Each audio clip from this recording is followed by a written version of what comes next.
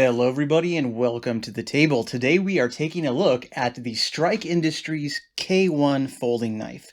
And so this knife actually brings some cool innovations to the table for what is essentially a budget knife. So this knife comes in at around the $30 price point.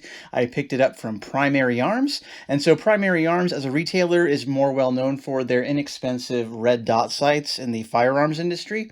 But they do have a lot of good knife sales going on, and this is one of the knives they have to offer. So coming from Strike Industries, this is the K1. I do like the box it came in, very information filled, and we can see some of the specs right here, and we'll check out those also.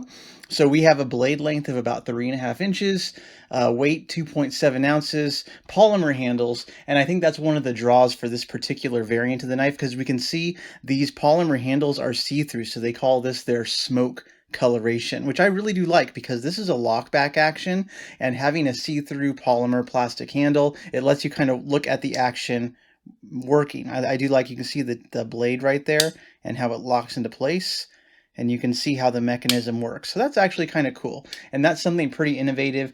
Out of honestly hundreds of knives that I own, I don't have a single one that has this see-through plastic handles type of thing. So this is pretty unique. So for a good budget knife, I think that's already a draw right there. But being polymer handles, take a closer look. We can see there is some texturing here. We do have the name of the knife as well, the Strike K1. And so the same thing on the other side. And the pocket clip is a deep carry tip up pocket clip. And what's also kind of unique about this knife, this is the one and only knife I have ever purchased where the pocket clip out of the box, it arrived in left hand carry position.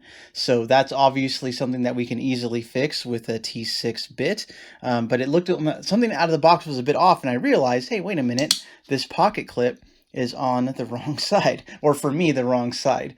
But easily enough, we can swap that out. So let me close the blade, and we'll do that right here. There we go. So just one screw holds it in place. So let's take that out and swap it on over. There we go. Boom, done. So now we are on the right-hand side for right-hand side carry, but again, it is fully reversible for lefties or for righties, so that's awesome, pretty cool. But the knife itself, we can check out the blade. So like they said, 3.5 inches. Let's actually measure it, because I think it's 3.5 inches. Let's do this here. Yeah, I guess it's more or less 3.5 inches, but in terms of cutting edge, you're looking more like at 3.25. It's kind of hard to measure with the way the handle is shaped. But the blade itself is kind of unique. We do have this opening hole right here, and it's oval shaped, so it works well.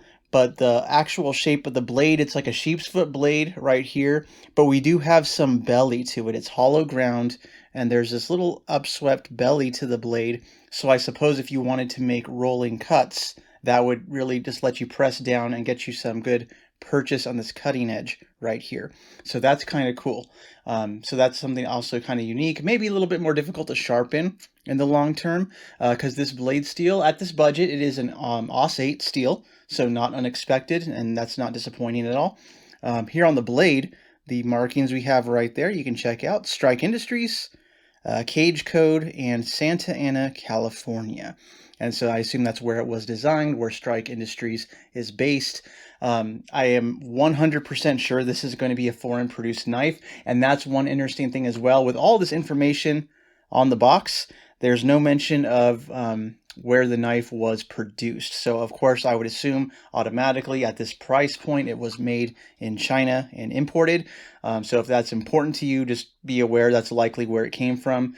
But I don't see it mentioned anywhere either on the website or on the box itself. So that's kind of unique as well, because I thought they were required at some point in the production process to mention the country of origin. So if that bothers you, just let it be known. The blade, though, going back to that, lovely jimping here on the top. We have some jimping right where your thumb would naturally rest on the blade, which is great. And I love how they have some up here as well. So if you're going to choke up on the knife, you can put your finger in that thumb hole, get your finger on the jimping right here, and really press down. If you're cutting rope or anything thin, you can just push into a surface and get that roll cut going. So that's really awesome. So really nice. And being a lockback, the action is actually pretty good. So you can flick it open, no problem. So haven't had any issues with that. And even if you're one of those type of guys you like to do that drop that drop open action, it does do that. So there's certainly a detent. It's not going to fall open on you, but if you really want to drop it down and get that into that reverse grip, you could totally do that with some practice. So very, very doable. Right here in the pivot area, we can see the blade runs on bronze washers. Again, that's a nice plus to having this smoke see-through clear design. Very nice, very nice.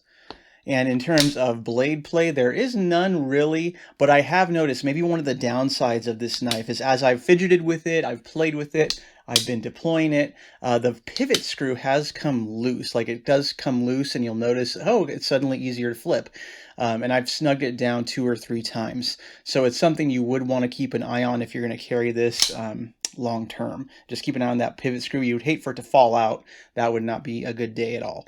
But really one of the draws that's also apparent to this knife, and one of these really cool innovations, like I was saying, for something at this budget, is right here on the box. So they openly advertise it right here on the back of the handle. We have a bladeless tape cutter fin. So what the heck is a bladeless tape cutter fin?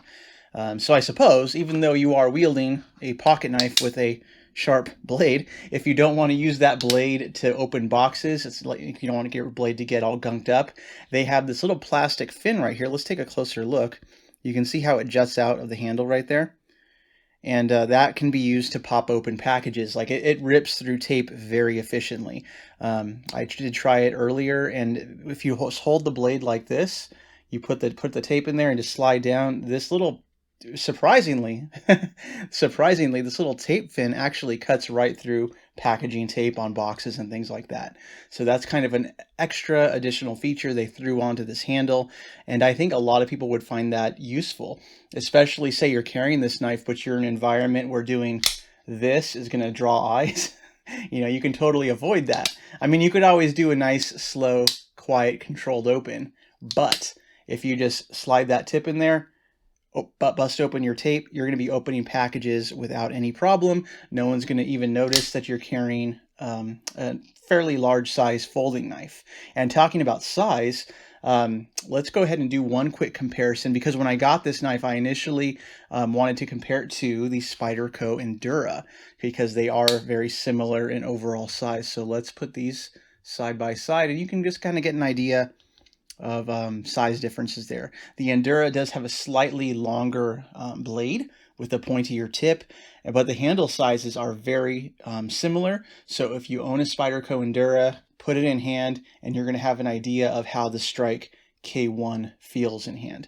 So very similar sized knives. Pricing, that's a whole other story, but the Spyderco Endura I think makes for a very good comparison in terms of overall length.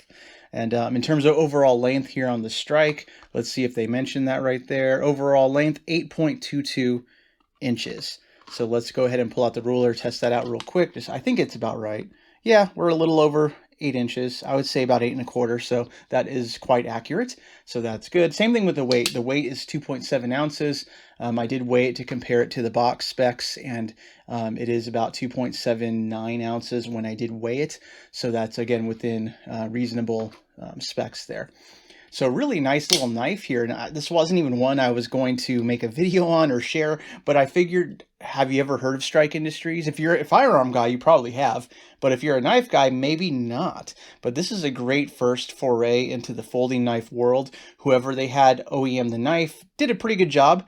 There's a lot of lightening here in the handle, so we can see the cutouts in there on those plastic scales to keep the weight down. So for less than 3 ounces, you're getting a full-size working knife with a couple of cool extra additions like deep carry pocket clip, tape cutter on the back. That's really awesome. So a lot of stuff in a very budget-friendly $30-ish price point knife. So what more can you really ask for at that? So that being said, I really appreciate you all watching the video. If you made it this far, please do ask any questions in the comments below. I love reading those, and I hope you all have a nice day. Bye-bye.